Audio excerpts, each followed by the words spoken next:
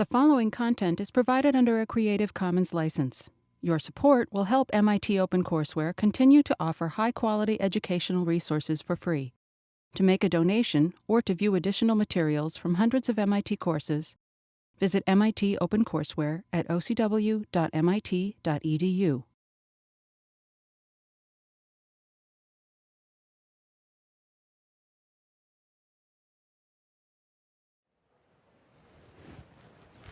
All right. Welcome to 60002, or if you were in 600, the second half of 600. I'm John Guttag. Let me start with a few administrative things. What's the workload? There are problem sets.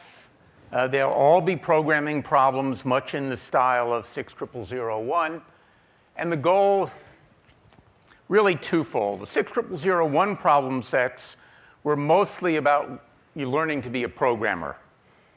A lot of that carries over. No one learns to be a programmer in half a semester. So a lot of it is to improve your skills.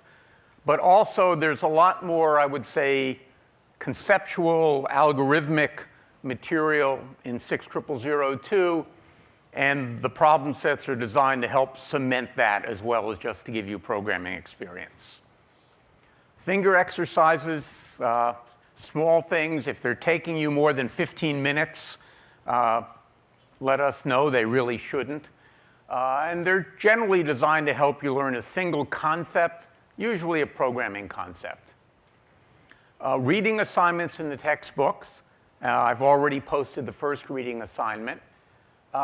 And essentially, they should provide you a different take on the same material we're covering in lectures and recitations. We've tried to choose different examples for lectures than from the textbooks for the most part, so you get to see things in two slightly different ways. There'll be a final exam based upon all of the above. All right, prerequisites: experience writing object-oriented programs in Python, preferably Python 3.5. Familiarity with concepts of computational complexity. You'll see even in today's lecture, we'll be assuming that. Familiarity with some simple algorithms. If you took 60001 or you took the 60001 Advanced Standing Exam, you'll be fine. Odds are you'll be fine anyway. But that's the safest way to do it. So the programming assignments are going to be a bit easier. At least that's what students have reported in the past, because there'll be more focus on the problem to be solved than on the actual programming. The lecture content more abstract. The lectures will be, and maybe I'm speaking euphemistically, a bit faster paced. So hang on to your seats. And the course is really less about programming and more about dipping your toe into the exotic world of data science. We do want you to hone your programming skills. There'll be a few additional bits of Python. Today, for example, we'll talk about lambda abstraction. Inevitably, some comments about software engineering, how to structure your code. More emphasis in using packages. Hopefully, it will go a little bit smoother than in the last problem set in 60001. And finally, it's the old joke about programming that somebody walks up to a taxi driver in New York City and says, "I'm lost. How do I get to Carnegie Hall?" The taxi driver turns to the person and says, "Practice, practice, practice." And that's really the only way to learn to program is practice, practice, practice. The main topic of the course is what I think of as computational models. How do we use computation to understand the world in which we live? What is a model? To me, I think of it as an experimental device that can help us to either understand something that has happened, to sort of build a model that explains phenomena we see every day, or a model that will allow us to predict the future, something that hasn't happened. So you can think of, for example, a climate change model. We can build models that sort of explain how the climate has changed over the millennia. And then we can build probably a slightly different model that might predict what it will be like in the future. So essentially what's happening is science is moving out of the wet lab and into the computer. Increasingly, I'm sure you all see this, those of you who are science majors, an increasing reliance on computation rather than traditional experimentation. As we'll talk about, traditional experimentation is and will remain important, but now it has to really be supplemented by computation. We'll talk about three kinds of models: optimization models, statistical models, and simulation models. So let's talk first about optimization models. An optimization model is a very simple thing. We start with an objective function that's either to be maximized or minimized. So for example, if I'm going from New York to Boston, I might want to find a route by car or plane or train that minimizes the total travel time. So my objective function would be the number of minutes spent in transit getting from A to B. We then often have to layer on top of that objective function a set of constraints, sometimes empty, that we have to obey. So maybe the fastest way to get from New York to Boston is to take a plane, but I only have $100 to spend, so that option is off the table. So I have a constraint there on the amount of money I can spend. Or maybe I have to be in Boston before 5 p.m., and while the bus would get me there for $15, it won't get me there before 5. And so maybe what I'm left with is driving, something like that. So objective function, something you're either minimizing or maximizing, and a set of constraints that eliminate some solutions. And as we'll see, there's an asymmetry here. We handle these two things differently. We use these things all the time.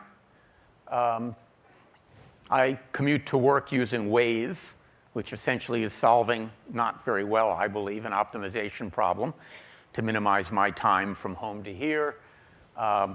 When you travel, maybe you log into various advisory programs that try and optimize things for you. They're all over the place.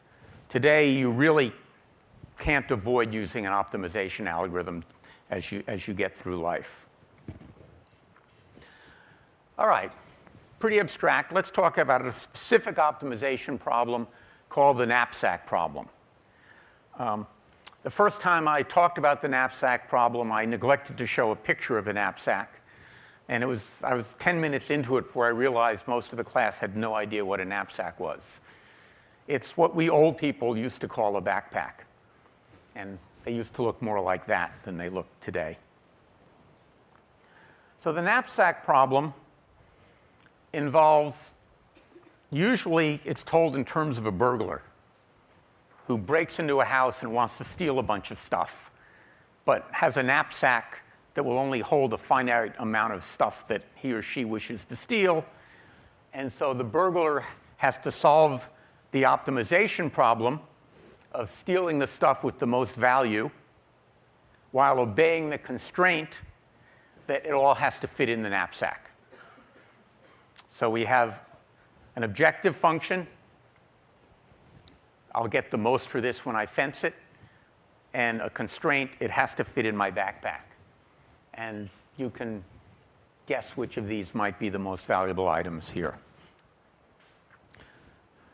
So here's, in words, written words, what I just said orally. There's more stuff than you can carry, and you have to choose which stuff to take and which to leave behind. I should point out that there are two variants of it. There's the 0-1 knapsack problem and the continuous. So the 0-1, it would be illustrated by something like this. So the 0-1 knapsack problem means you either take the object or you don't. I take that whole gold bar or I take none of it. The continuous or so-called fractional knapsack problem says I can take pieces of it. So maybe if I've taken my gold bar and shaved it into gold dust, I then can say, well, the whole thing won't fit in, but I can fit in a part of it. The continuous knapsack problem is really boring. It's easy to solve. How do you think you would solve the continuous problem? Suppose you had over here a pile of gold and a pile of silver and a pile of raisins, and you wanted to maximize your value. Well, you'd fill up your knapsack with gold until you either ran out of gold or ran out of space. If you haven't run out of space, you'll now put silver in until you run out of space. If you still haven't run out of space, well, then you'll take as many raisins as you can fit in. But you can solve it with what's called a greedy algorithm, and we'll talk much more about this as we go forward,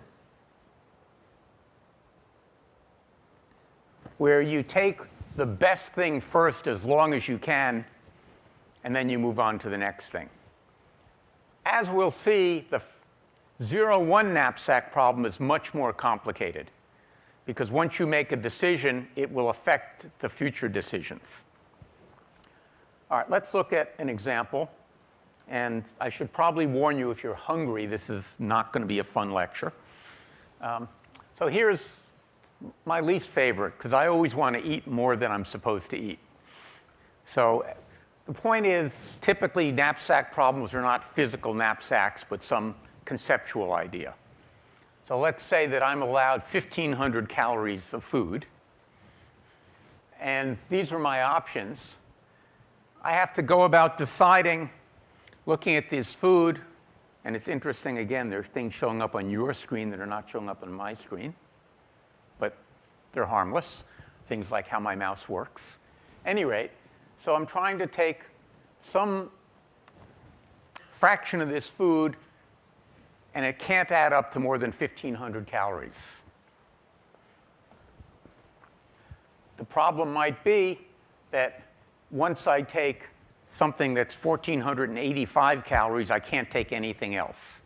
Or maybe 1,200 calories, and everything else is more than 300. So once I take one thing, it constrains possible solutions. A greedy algorithm, as we'll see, is not guaranteed to give me the best answer. All right, let's look at a formalization of it. So each item is represented by a pair: the value of the item and the weight of the item. And let's assume the knapsack can accommodate items with a total weight of no more than W. I apologize for the short variable names, but they're easier to fit on a slide. Finally, we're going to have a vector L of length n representing the set of available items. This is assuming we have n items to choose from. So each element of the vector represents an item.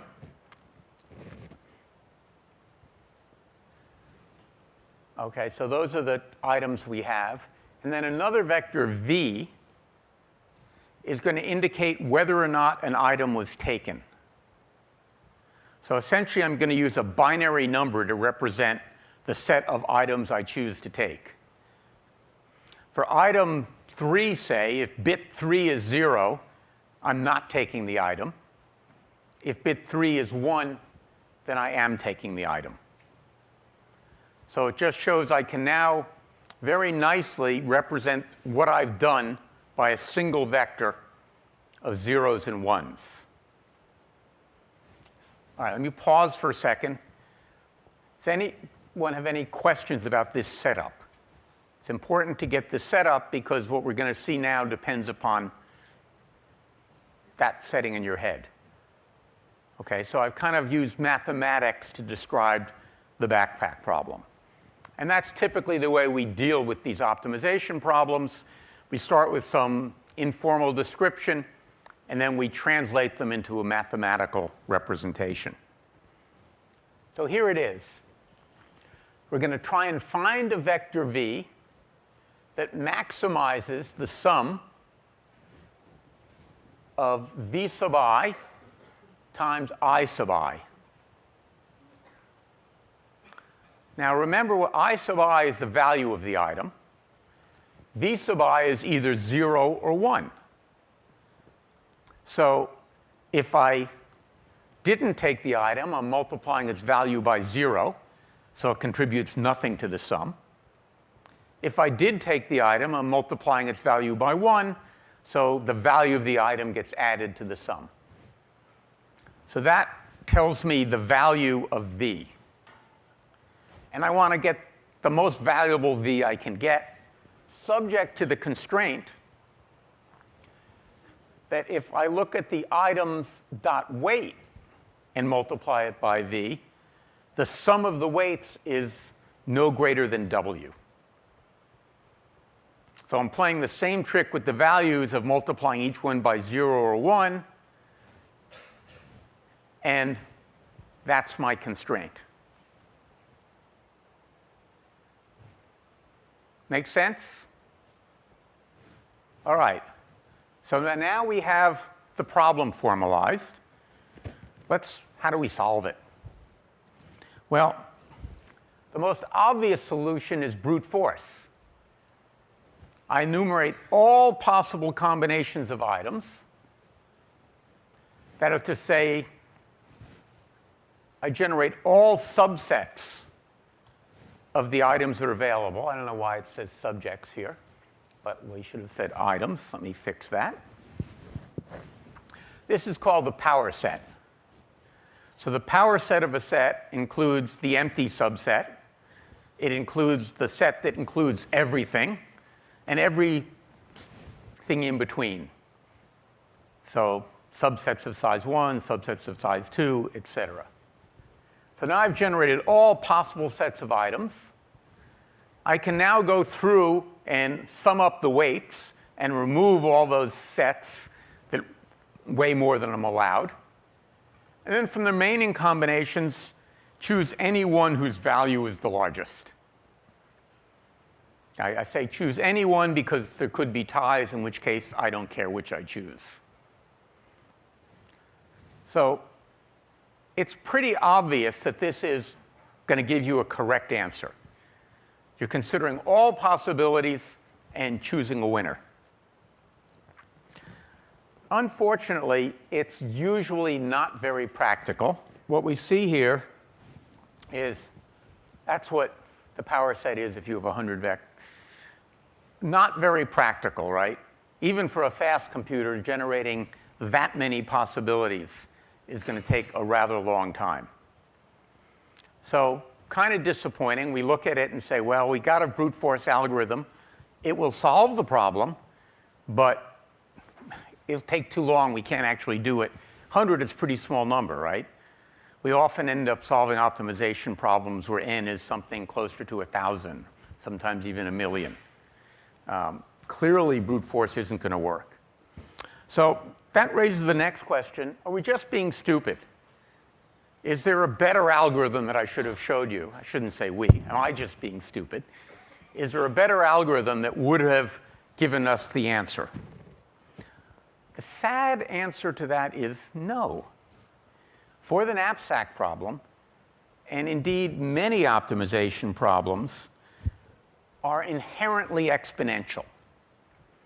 What that means is there is no algorithm that provides an exact solution to this problem whose worst case running time is not exponential in the number of items. All right? It is an exponentially hard problem. There is no really good solution.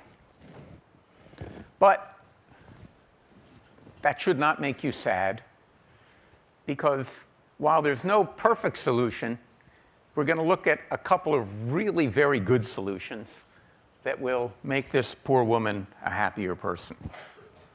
So let's start with the greedy algorithm. I already talked to you about greedy algorithms.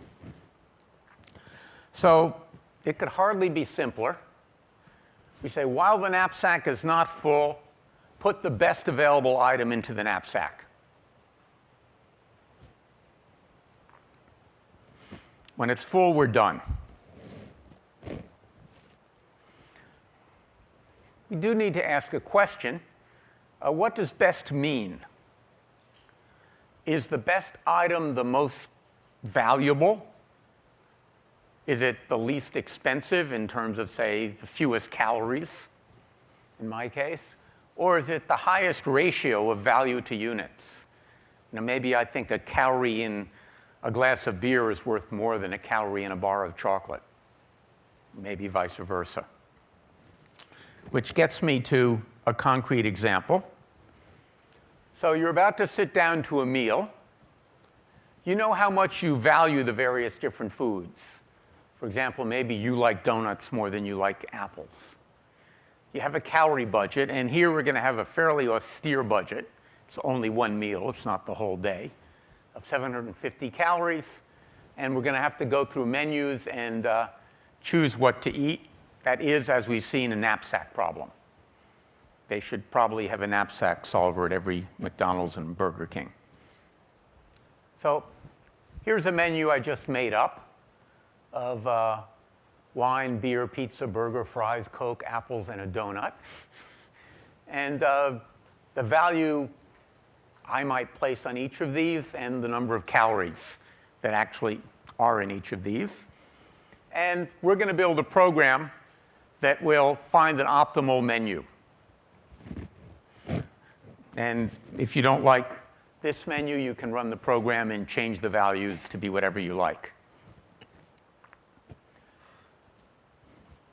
Well, as you saw, if you took 60001, we like to start with an abstract data type. Like to organize our program around data abstractions.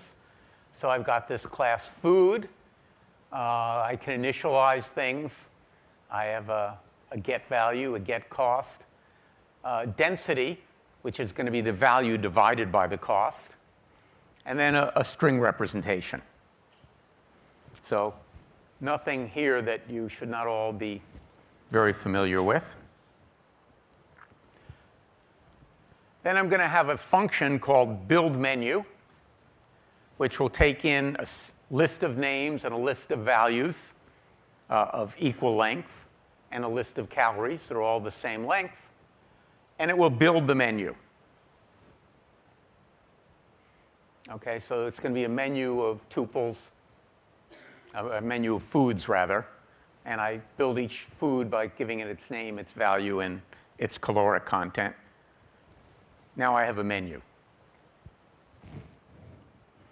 Now comes the fun part.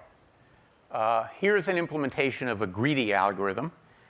I called it a flexible greedy, primarily because of this key function over here. So you'll notice in red, there's a parameter called key function. That's going to map the elements of items to numbers. So it will be used to sort the items. So I want to sort them from best to worst. And this function will be used to tell me what I mean by best. So maybe key function will just return the value, or maybe it will return the weight, or maybe it will return some function of the density. But the idea here is I want to use one greedy algorithm independently of my definition of best. So I use key function to define what I mean by best. So I'm going to come in, I'm going to sort it from best to worst. And then for I in range len of items sub copy, I'm being good. I've copied it. That's why I use sorted rather than sort. I don't want to have a side effect in the parameter. In general, it's not good hygiene to do that. And so I'll go through it in order from best to worst. And if the value is less than the maximum cost, if putting it in would keep me under the cost or not over the cost, I put it in. And I just do that until I can't put anything else in. So I might skip a few, because I might get to the point where there's only a few calories left and the next best item is over that budget, but maybe further down I'll find one that is not over it and put it in. Okay, that's why I can't exit as soon as I find an item that won't fit. And then I'll just return. Does this make sense? Does anyone have any doubts about whether this algorithm actually works? I hope not, because I think it does work. Let's ask the next question. How efficient do we think it is?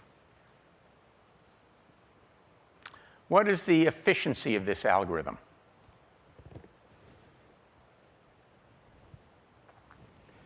Well, let's see where the time goes.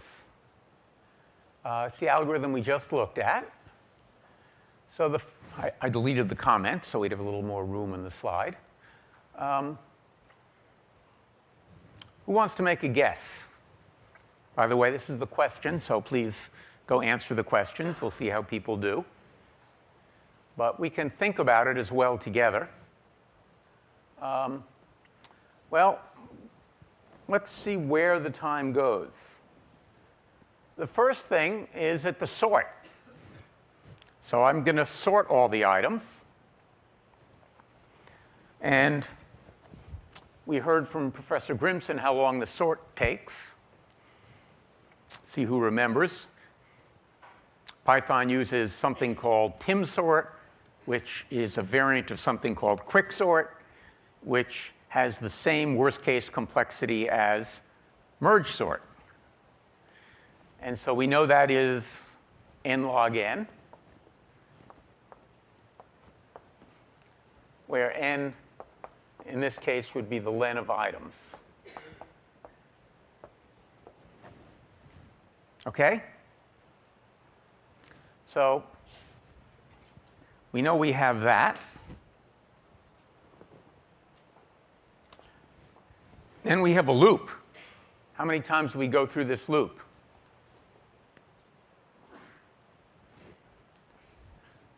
Well, we go through the loop n times, once for each item, because we do end up looking at every item.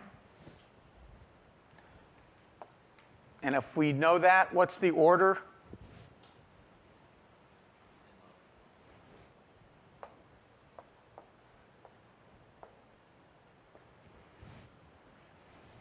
N log n plus n, I guess, is order n log n, right?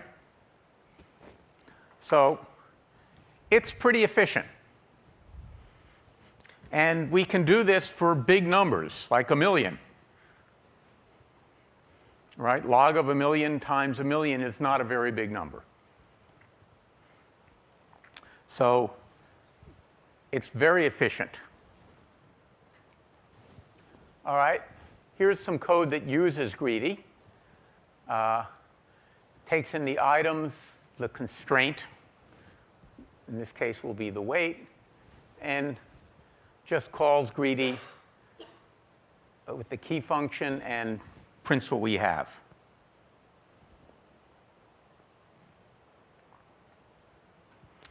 So we're going to test greedies. I actually think I used 750 in the code, but we can use 800. It doesn't matter. And here's something we haven't seen before.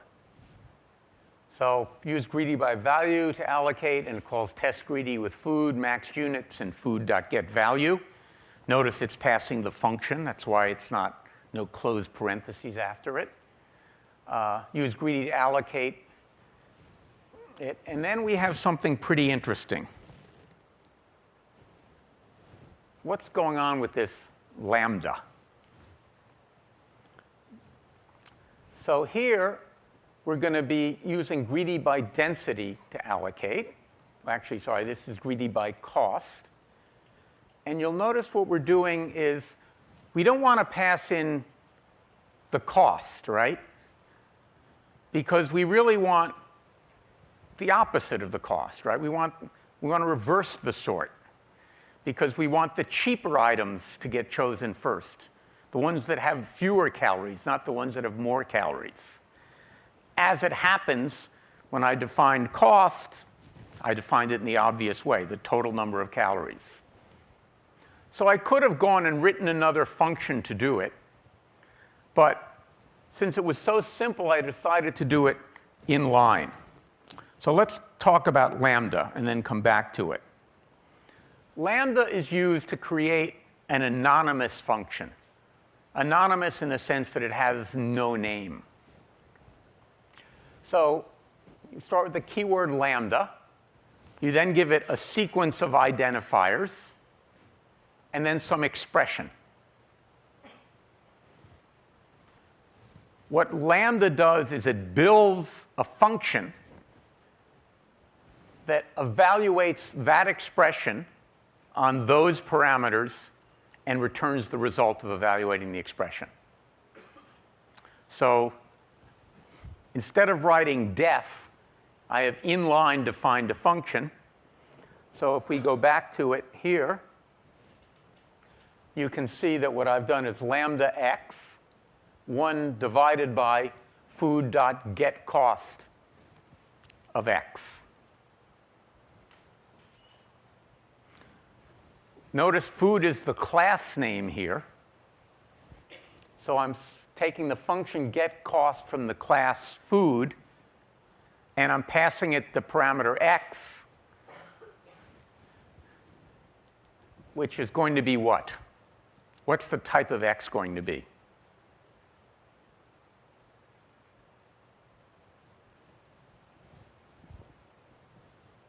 I can wait you out. What does the type of x have to be for this lambda expression to make sense?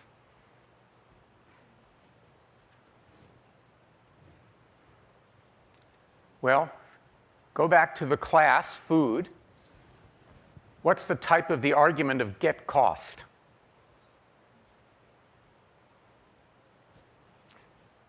What's the name of the argument to getCost? That's an easier question.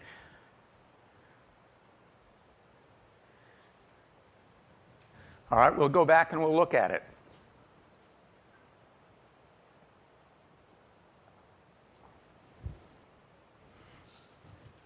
What's the type of the argument to getCost? Food, thank you. So I do have, speaking of food, we do have a tradition in this class that people who answer questions correctly get rewarded with food. Oh. Napoli would have caught that. All right, so it has to be of type food, right? Because it's self in the class food.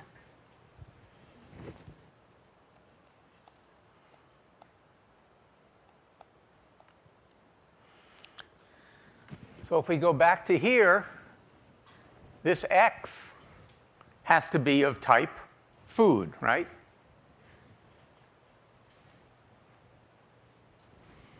And sure enough, when we use it, it will be. Let's now use it. I should point out that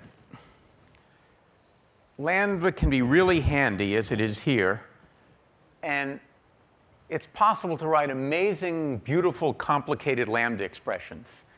And back in the good old days of 6001, people learned to do that. And then they learned that they shouldn't. My view on lambda expressions is if I can't fit it in a single line, I just go write def and write a function definition, because it's easier to debug. But for one-liners, lambda is great. All right, let's look at using greedy. So here's this function test greedies. Takes foods in the maximum number of units. And it's going to go through, and it's going to test all 3 greedy algorithms. And we just saw that, and then here is the call of it. And so I picked up some names and the values. This is just the menu we saw. I'm going to build the menus, and then I'm going to call test greedies. So let's go look at the code that does this. So here you have it, or maybe you don't, because every time I switch applications, the Windows decides I don't want to show you the screen anyway.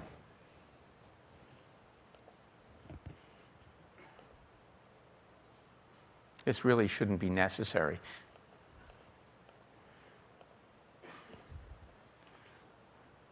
Keep changes. Why it keeps forgetting, I don't know. Anyway, so here's the code.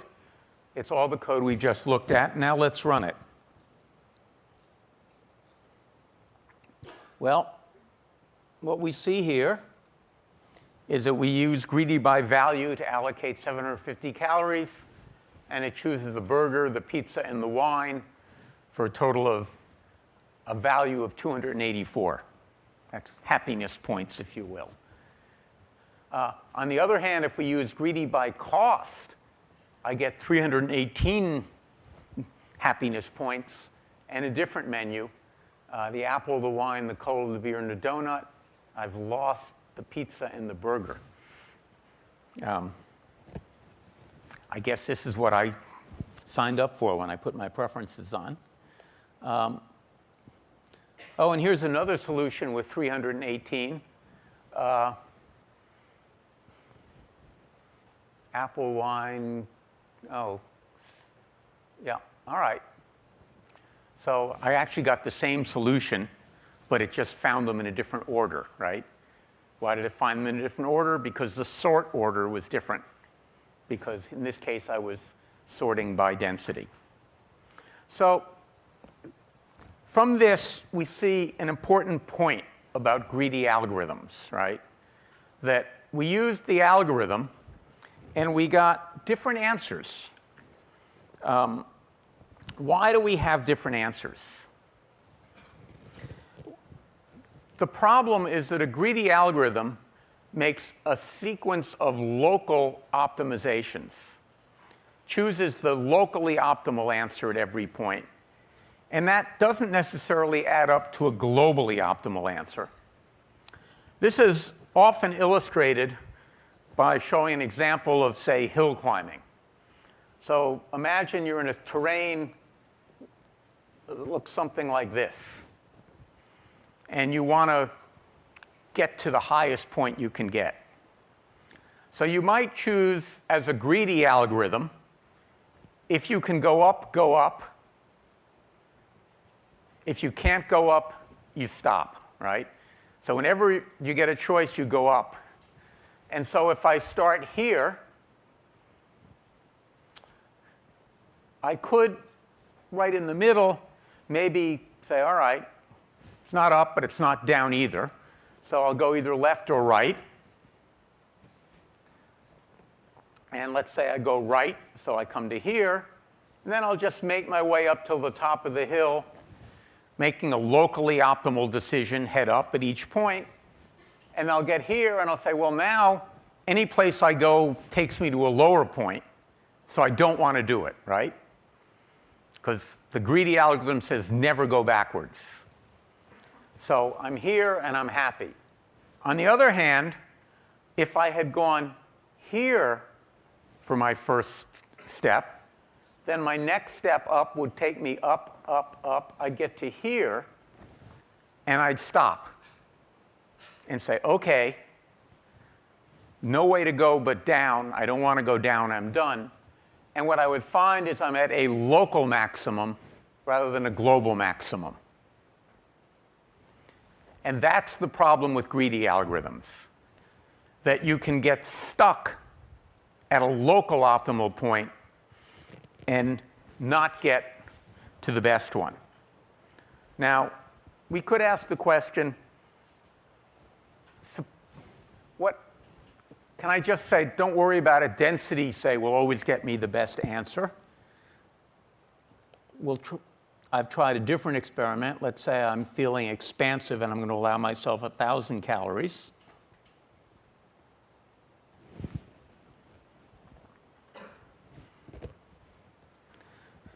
Well, here what we see is the winner will be